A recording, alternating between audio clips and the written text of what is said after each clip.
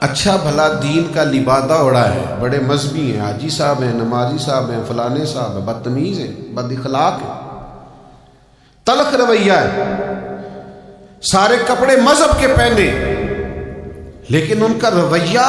ان کا لب و لہجہ وہ توہین آمیز ہے۔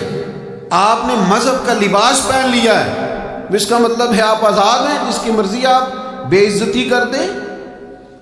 بعض لوگ دینی ہو کر، مذہبی ہو کر، نیکی کا نام لے کر وہ بدتمیز ہوتے ہیں، بد اخلاق ہوتے ہیں۔ آپ پوچھ لیں جا کر کے ان کے اہل خانہ سے اور ان کے ساتھ رہنے والے لوگوں سے کہ ان کا رویہ ٹھیک نہیں ہوتا، تو کیا یہ نمازیں، یہ روزے، یہ حج، یہ زکاتیں، یہ عبادتیں، یہ تسبیحیں، یہ خیراتیں،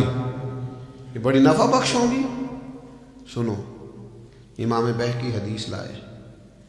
نبی پاک علیہ السلام کی خدمت میں عرض کیا گیا، یا رسول اللہ، ایک عورت رات کو نفل پڑھتی ہے، دن کو روزہ رکھتی ہے، ساری رات نفل پڑھتی ہے، اتنی عبادت گزار ہے،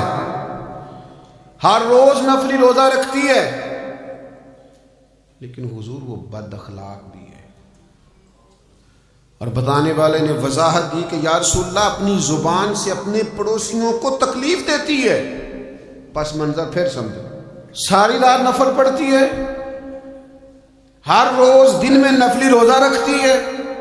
یہ معیار اور یہ سٹیٹس ہے اس کی عبادت کا، لیکن حضور بد اخلاق ہے،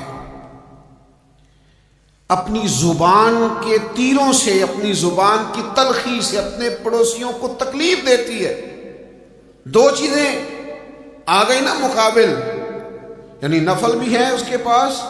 اور صدقات و خیرات بھی ہیں، اور ڈیلی کی بنیاد پر ہیں، اعمال حسنہ کا، نیکی کا، نوافل کا، کثرت خیرات کا ذخیرہ موجود ہے، لیکن اس کے ساتھ دو باتیں یہ ہیں کہ بد اخلاق ہے، زبان سے تکلیف دیتی ہے۔ اب ان دو باتوں کو سامنے رکھ کے رزلٹ بیان کرنا ہے مدینے والے محبوب نے، نبی کریم صلی اللہ تعالی علیہ وسلم نے۔ یا رسول اللہ صلی اللہ تعالی علیہ وسلم، آپ نتیجہ بیان فرمائیے کیا ہے؟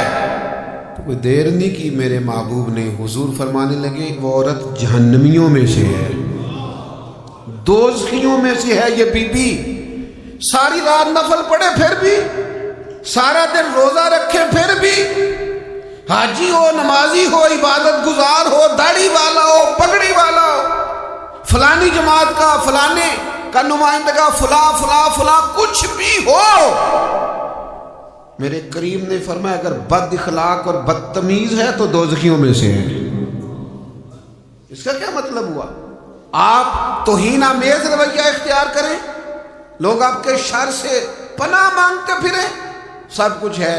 اخلاق نہیں ہے۔ اگر آپ کے پاس اخلاق نہیں ہے تو آپ کے پاس کچھ نہیں ہے، آپ بیکار آدمی ہیں،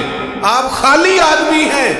اس لیے کہ ہم اس رسول کے ماننے والے ہیں جن کا رب کہتا ہے وَإِنَّكَ لَعَلَىٰ خُلُقٍ عَظِيمٍ۔